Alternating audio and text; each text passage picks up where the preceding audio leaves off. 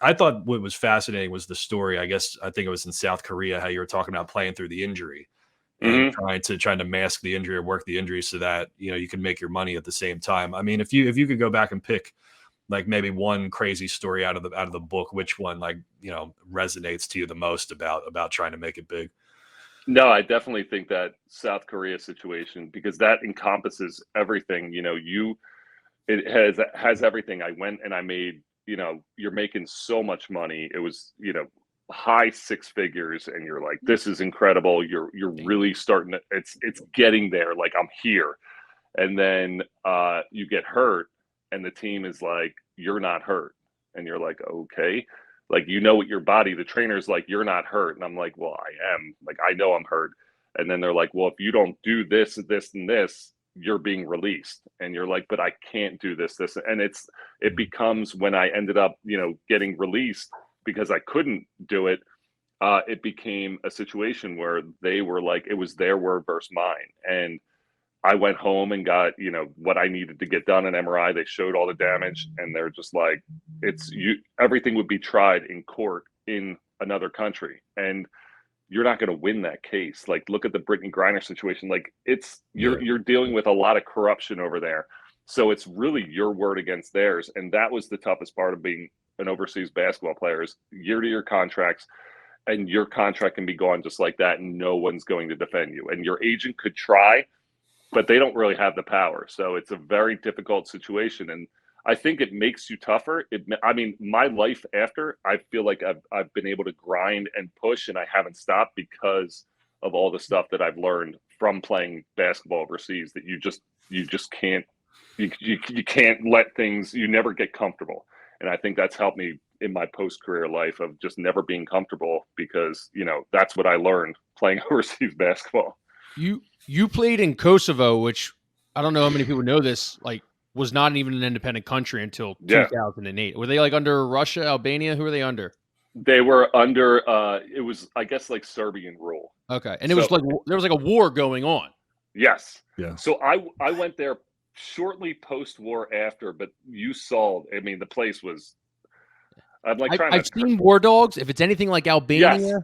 Okay. Yes.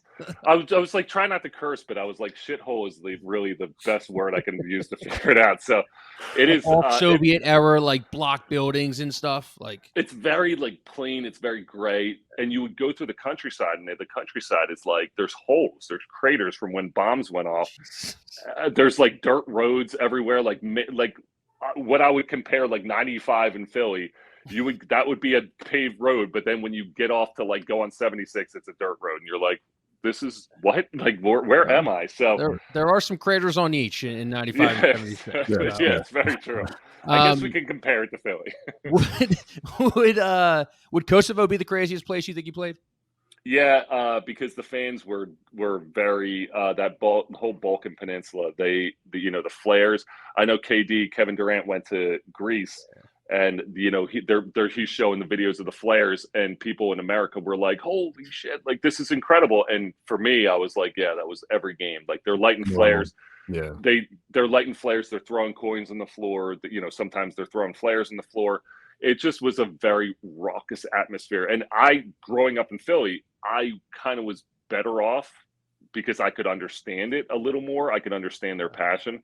But it was wild when you were on the other side of that on the court, and people were throwing coins. They were breaking the glass, there's glass in the arena. They were breaking the glass and throwing shards of glass at us, and I'm like, man, like, could you imagine the stories if like this happened at a Phillies game? People would. We would be the whole city. People would just go and take it over. It would just be like, no, you can't be a city anymore. We threw snowballs at Santa 60 years ago, and all they could talk about still is us throwing snowballs at Santa. I do want to ask you. So, like, obviously, you grew up a Philadelphia sports fan, so understand WIP 97.5 after games stuff. Sports radio's nuts.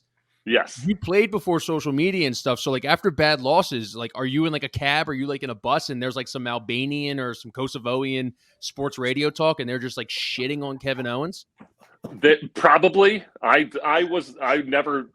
would just get when I was in Kosovo, I didn't have a car, so I was walking back to my apartment. So people could just be shouting stuff at me, and I'd be like, cool, and like smile and wave. But yeah, I definitely think there is in Australia. That was where you kind of saw it here and there because that you would hear it on the radio, and sometimes it was good. I really didn't, and it's weird because I always never understood when athletes were like, I don't listen to that shit. And then I was kind of like, I was the guy. I was like, yeah, I really didn't listen to any sports radio in Australia. I was like putting on whatever station had music and just listening to that because not that I didn't even want to. I just didn't even really care to hear. I was like, whatever.